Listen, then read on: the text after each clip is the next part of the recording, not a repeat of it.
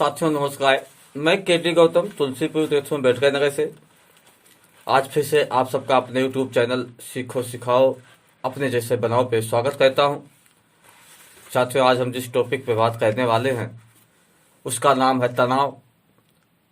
आज कहीं न कहीं किसी न किसी वजह से हर व्यक्ति के जिंदगी में कोई न कोई तनाव है। तो तनाव का कारण क्या है, इंसान के पास तनाव क्यों है, उस पर हम चर्चा करेंगे। तो साथियों वीडियो को लास्ट तक आप बिना भगाए इसको पूरा जो है सुनिएगा। तनाव का सबसे बड़ा कारण बचाव प्रवृत्ति है। पहला चीज साथियों, जो तनाव का सबसे पहला कारण है वो बचाव। जब तक आप किसी भी चीज को, किसी भी क्षेत्र में, किसी भी वस्तु से आप जितना बचने के लिए सोचोगे उतना ही तनाव का कारण बनता है। तो तनाव का कारण सबसे पहला बचाव है। जब मन स्थितियों को स्वीकार करने को तैयार नहीं होता तो मन में हमेशा असुरक्षा का भय बैठा रहता है। इस स्थिति उसे डरावनी लगती है। मन निर्मूल आशंकाओं से घिरा रहता है। इंसान खुद के प्रति अविचल हो जाता है। वह किसी भी स्थिति को तनाव की वजह बना लेता है। ऐसा नहीं कि ज्यादा बुरी स्थिति ही तनाव का कारण बनती है, सामान्य सी स्थिति भी तनाव का कारण बन सकती है। और इंसान बुरी से बुरी स्थिति को भी स्वीकार कर ले तो तनाव से बच सकता है। जब मन में स्वीकार भाव आता है तो मन सामना करने के लिए तैयार हो जाता है और तनाव नहीं होता है। साथियों वही बात, जो जितना हम जिस चीज से बचेंगे उतना ही वो तनाव का कारण बनेगा, उतना ही वो दुख का कारण बनेगा। लेकिन जितना हम उसका सामना करने चले जाएंगे, उसके सामना करने में लग जाएंगे, उतना वो तनाव का कारण बनेगा नहीं, वही समाधान का कारण बन जाएगा, वही हमारी समस्या का समाधान हो जाएगा। इसलिए स्थितियों से जीतना भागने की कोशिश करेंगे उतनी ही वह दिमाग पर ज्यादा हावी होगी और तनाव बढ़ेगा। स्थितियों का सामना करने की तैयारी रखना ही समझदारी है। तनाव का सबसे बड़ा कारण भी स्वयं तनाव ही होता है। ये बहुत बड़ी बात है। तनाव का सबसे बड़ा कारण स्वयं तनाव ही है। वो कौन सा तनाव है उसको हमने जानना है। किस लिए तनाव है, किस वजह से है। तो वजह को जब तक नहीं समझेंगे तब तक तनाव हमारा मिटने वाला नहीं है। साथियों देखिए, अक्सर क्या होता है कि आदमी समझता नहीं है कि छोटी छोटी बात को लेके उलझ जाता है, एक तनाव आ जाते हैं। तो वही छोटी छोटी बातें जो हैं उन्हीं को सबसे पहले हम सबको कंट्रोल करना है, उन्हीं को सबसे पहले समस्या का समाधान करना है। तब जाके हमारे तनाव कम होंगे और जो है खत्म होंगे। इसलिए स्थितियों से जितना भागने की कोशिश करेंगे उतनी ही वह दिमाग पर ज्यादा हावी होगी और तनाव बढ़ेगा। स्थितियों का सामना करने की तैयारी रखना ही समझदारी है। तनाव का सबसे बड़ा कारण भी स्वयं तनाव ही होता है।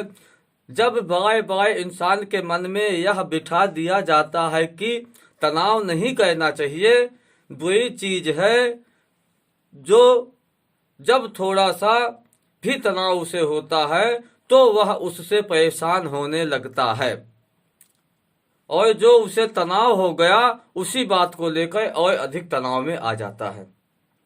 जैसे जिस चीज को जितना हमेशा याद दिलाया जाए तनाव नहीं करना चाहिए, ये नहीं करना चाहिए, वो वास्तव में उतना ही हावी होता चला जाता। जिस चीज को जितना पाने की लालसा रखो, जितना उसको तनाव को स्वीकार कर लो तो वह भी बहुत जल्दी चला। जिंदगी की इस भाग दौड़ में ऐसी स्थिति तो नहीं ला सकते जहां तनाव बिल्कुल भी ना हो, और शायद बिना तनाव लिए इंसान जिंदगी में कुछ कर भी नहीं पाएगा। इसलिए इस स्थिति को भी स्वीकार कर ले तो ज्यादा बेहतर है। हम इस बात की ज्यादा तैयारी करेंगे कि बिल्कुल तनाव होना ही नहीं चाहिए तो शायद हमें सफलता कभी मिलेगी ही नहीं। लेकिन यदि हम इस बात को स्वीकार कर ले कि तनाव भी अन्य प्रवृत्तियों की तरह ही जीवन का एक हिस्सा है तो हम अपने तनाव की वजह से और अधिक तनाव में नहीं आएंगे। वह तनाव सहज रूप से दूर हो जाएगा। साथियों सही बात है। आप सोचिए, तनाव नहीं होगा तो कैसे हम जिएंगे, समस्या नहीं होगा तो भी जीवन नहीं है। एक जगह लिखा है, सुख और सुख के चक्कर में जग में बचा न कोई, और ज्ञानी काटे ज्ञान से अज्ञानी काट रहे हो। तो ये तो संसार का हिस्सा ही है। दुख और सुख ये सभी के साथ में लगे होते हैं। तो लेकिन वही जो समझदार व्यक्ति होते हैं, जो ज्ञानवान होते हैं, बुद्धिमान होते हैं, विवेकवान होते हैं, वो इसको अपने विवेक से, अपने बुद्धि से, अपने हिम्मत, अपने साहस से इससे छुटकारा पा लेते हैं। लेकिन जिनके पास वो साहस नहीं, वो हिम्मत नहीं, वो ताकत नहीं, वो उसी को तनाव का कारण बना लेते हैं। तो इसलिए ये भी, तनाव भी एक हमारी जिंदगी का अभिन्न हिस्सा है। इसलिए इससे हम अलग या पृथक नहीं हो सकते हैं। तो साथियों, हमारा तनाव कुछ नहीं बिगाड़ सकता। तनाव से इतना डरने की आवश्यकता भी नहीं है। यदि हमारा कुछ बिगाड़ता है तो तनाव आने के बाद उसका डर, उसकी घबराहट, मन जब यह सोच सोच कर परेशान हो जाता है कि मैं इतना प्रयास करता हूं कि तनाव ना आए, फिर भी तनाव आ जाता है, यहाँ तो मैं हार गया हूं, मैं बड़ा कमजोर हूं, अपनी इस प्रवृत्ति पर विजय प्राप्त नहीं कर पाया हूं, इससे मेरा बुरा हाल हो सकता है। इस प्रकार की शंकाएं और डर, सहज घटने वाली प्रवृत्तियां भी जिंदगी में गांठें बनने लग जाती हैं। जैसे तरल पदार्थ ठोस बन जाता है, जो उसके बहने की प्रवृत्ति समाप्त हो जाती है, उसी प्रकार जीवन की समान प्रवृत्तियों को हम स्वीकार नहीं करते हैं। वह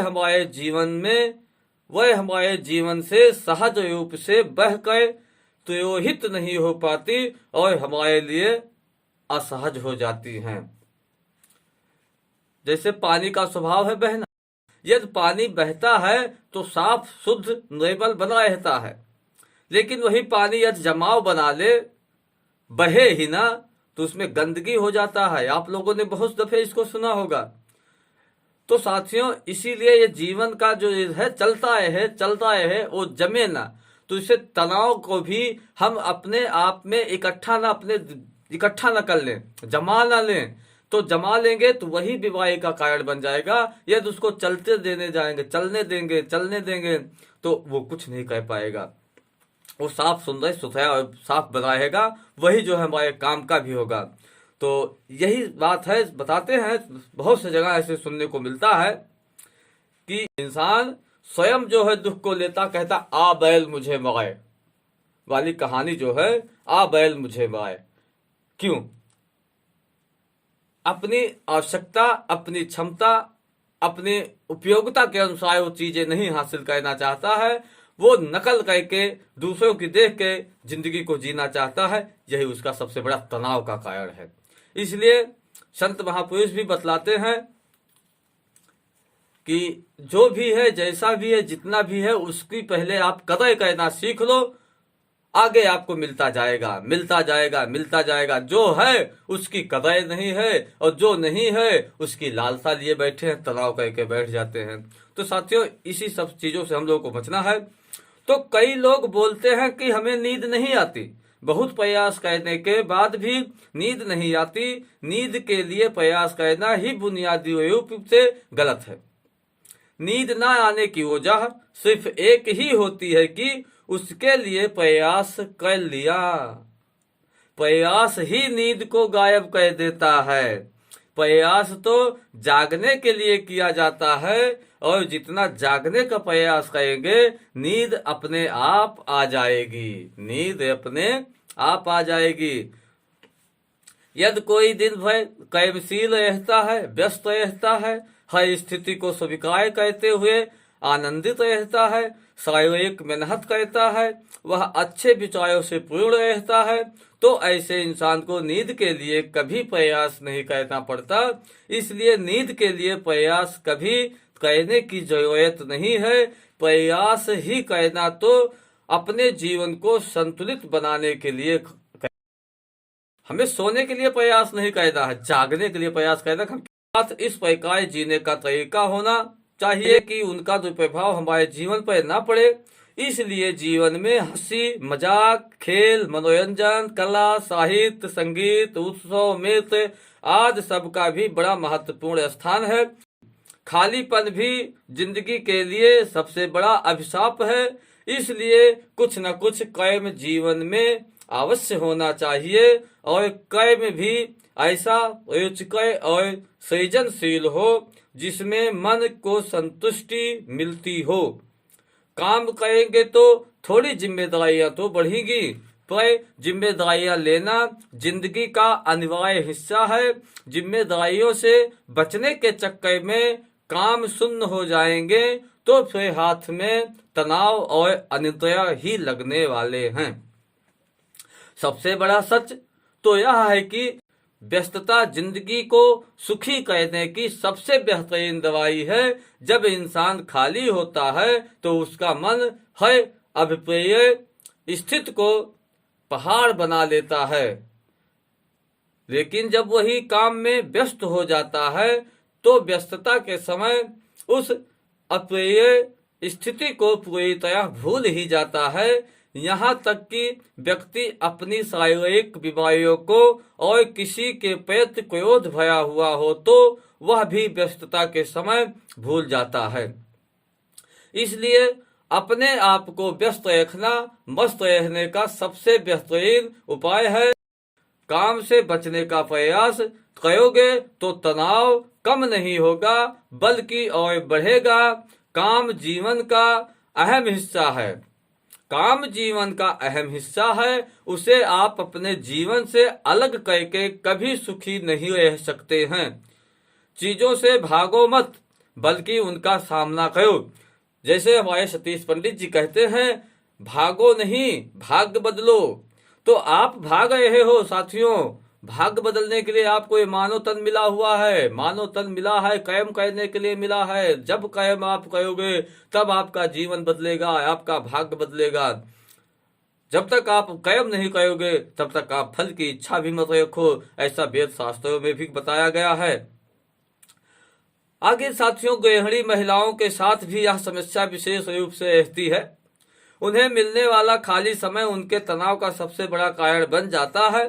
यही नहीं, पर्याप्त स्वयं न मिलने पर शारीरिक भी रोगी बन जाता है। दरअसल मन का काम सोचने का है, उसे आप सोचने के से रोक नहीं सकते। जब वह खाली होगा तो भी कुछ तो सोचेगा ही, और वह वही सोचेगा जैसा उसे माहौल मिलेगा। अब बात आ गई, जैसे ही संगत वैसे अंगत। बाय बाय केवल यह सोचने से काम न बन पाएगा कि अब मैं तनाव नहीं करूंगा, अब मैं नींद लाने की पूरी कोशिश करूंगा, बल्कि जीवन की गतिविधियों को बेहतर तरीके से संबंधित करने से ही जीवन खूबसूरत बन सकता है। जीवन में हंसी मजाक व मनोरंजन हो और यह कर्म प्रधान हो, काम में व्यस्तता हो, तो ऐसे इंसान को नींद कब, कहां और कैसे आती है इस बारे में कभी सोचना नहीं पड़ता। जिस कार्य में व्यक्ति की कोई खास भूमिका नहीं हो उस काम को वह करता है, पर केवल वह बेजान मशीन की तरह उसमें उसकी कोई रुचि न हो, तब भी स्थिति खालीपन जैसे ही बनी रहती है। ऐसी स्थिति सिर्फ बचाव खोजने के चक्कर में आती है। जहां तक जीवन में दुखों का सवाल है, यह भी जीवन की एक सच्चाई है कि दुख आए बिना सुखों की अनुमति भी नहीं हो सकती। जब तक दुखमय स्थिति का अनुभव नहीं हो तब तक यह पता नहीं चलेगा कि सुख क्या होता है। इसलिए दुखमय स्थिति को असहज रूप से लेने की आवश्यकता नहीं है।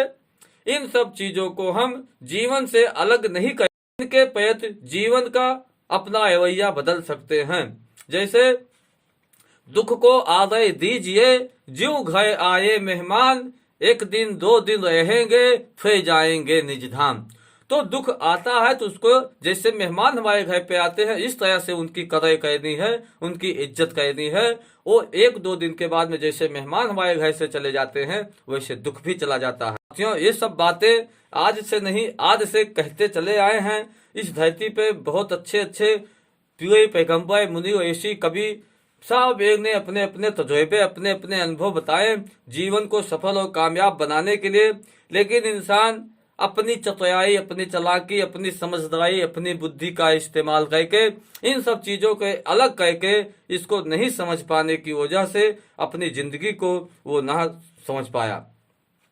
तो साथियों, मनुष्य जीवन की जितनी ही नकारात्मक वृत्तियां हैं, तनाव, क्रोध, लालच, अहंकार, दुख आदि सभी की एक ही बात है कि हम इसके लिए कितना भी निश्चय करें कि मैं अब यह बिल्कुल नहीं करूंगा, फिर भी हम इससे बच नहीं पाएंगे।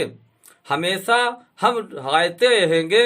लेकिन यदि हम इन्हें स्वीकार करें, इन्हें समझें, इनके प्रति अपना रवैया सकारात्मक रखें, तो हमें यह असहज नहीं कर पाएंगे।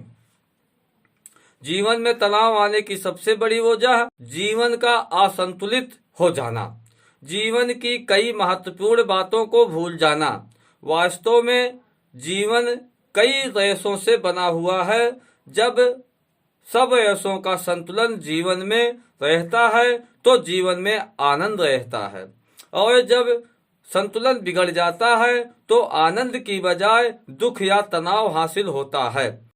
व्यक्ति जितना पैसे के पीछे भागता है, यदि उतना ही इंसानियत के पीछे भागे, उतना ही लोगों के प्रति प्रेम की भावना रखे, अपने परिवार के प्रति आगाध प्रेम रखे, ईमानदारी का जीवन जीने की सोच रखे, स्वास्थ्य के प्रति सजग रहे, जिम्मेदारियों के प्रति जागरूक रहे, हमेशा दूसरों को खुशियां देने की सोच भी रखे, तो आप पाएंगे कि जीवन फूलों के समान खूबसूरत है।